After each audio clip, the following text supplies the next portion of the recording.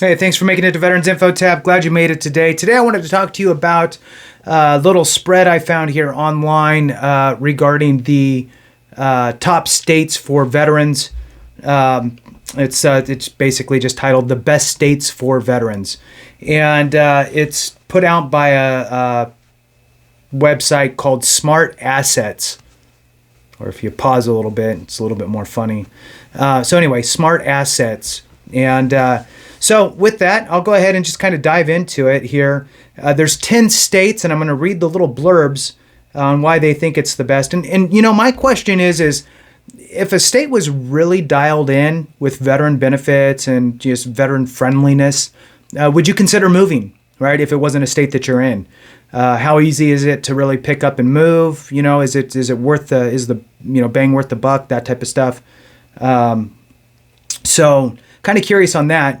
Throw something down in the comments. I've, like many people, thought about it myself and looked around a little bit and kind of toying around and talking with my wife and so forth on potential moves to different states, that type of stuff, what it might have. And I'm going to tell you this before I jump into this. It is advantageous for states to be veteran friendly. Okay? It is absolutely to their benefit to have as many veterans there as they possibly can. The reason why is because there is billions of dollars being spent in or coming through veterans' pockets through the VA, and the states know this. And the states know that if they have veterans in their state collecting all this federal money and getting care by a federal organization, that takes the onus off the state to provide any of these types of benefits.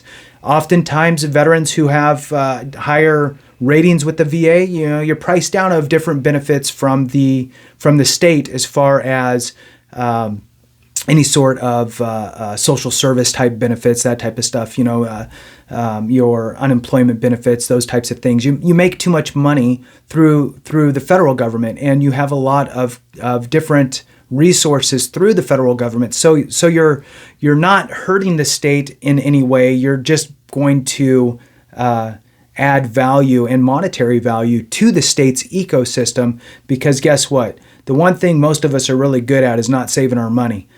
So we're boosting our local economies and so forth. So anyway, that's my little soapbox on why the states try to be veteran friendly, and rightfully so, they should be. So with that, let's go ahead and jump into it here. So they have 10 states listed here, and I'm curious to see why they are selecting these as well. And I have no preference at this point or bias on it. My state's never on here. So anyway, Alaska's number one. And it said, and I'm just going to read the little small tiny paragraph. So Alaska, the last frontier, is the best state for veterans according to our data. There are 9 military bases in Alaska, which is one reason for the large number of veterans in the state. Alaska veterans are also doing well economically speaking. Veterans there have a median income of $81,330.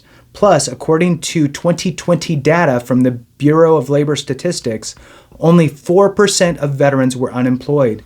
In Alaska, which is better than the overall state unemployment rate of 5.4% in February of 2022. So that's, I guess, they're really leaning on the employment piece and the fact there's a lot of bases. Nowadays, that's a lot more relevant than it was, 5 years ago. 5 years ago or 4 years ago or 3 years ago-ish, you used to have to be 100% rated with the VA or retired in order to get onto a military base, go shopping at the commissary, go to the PX, utilize MWR, all that stuff. But that got changed, and really it's if you qualify for VA and you have a VA card, so service-connected 10% rating, and you have your VIC, your ID card from the VA, you can get onto any bases to go to the commissary or PX and so forth. So having a lot of bases then would become relevant. All right, number 2, South Dakota. Not only is South Dakota a great state for homeowners, it's also the second best state for veterans. South Dakota does a good job at supporting its veterans. It has the highest rate of veterans enrolled in the VHA, so the Veterans Health Administration, in the country, almost 70%. Wow, that's kind of amazing. As well as the second most veteran facilities per 10,000 vets. So there's a lot of investment there in South Dakota. Number 3, Wyoming. Wyoming claims the third spot in our ranking of the best places for veterans. Like South Dakota, Wyoming offers veterans one of the strongest support networks in the country. Wyoming has 4.23 VA facilities per 10,000 vets, the most in the country, and the 6th highest percentage of veterans enrolled in VHA, Veterans Healthcare Administration, at 58.7%. Veteran unemployment in the state was 6.5%, according to the BLS. That contrasts with the state's overall unemployment rate of 3.7% in February 2022.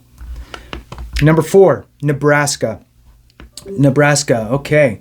Of all the states in the country, Nebraska has the lowest unemployment rate for veterans. According to the recent Bureau of Labor Statistics data, Nebraska veterans had an 2.7 unemployment rate. This compares with the state's unemployment rate for non-veterans, which was 2.1%. It also has one of the lowest rates of veteran poverty in the nation. Sorry about that. Number 5, North Dakota. North Dakota has the lowest percentage of veterans in the top 10. Only 8.2% of the state's population are vets. But veterans there are doing quite well financially. North Dakota vets take home a median annual income of $45,810. After taking out housing costs, those veterans are left with $36,543 on average, the third highest income in the country. The downside, however, was that veterans in the state had an 8.4% unemployment rate, while the state's overall unemployment rate was 2.9%. That's kind of crazy that it's that big. They should be trying to do something. Number 6, Maine. My wife talked about Maine. Maine. One statistic that Maine can be proud of is that 10.5% of private businesses in the state are owned by veterans. Maine, which had an overall jobless rate of 4% in February 22, also boasts a high percentage of veterans enrolled in the VHA, Veterans Healthcare Administration, 53.6%. However, other metrics indicate areas for improvement.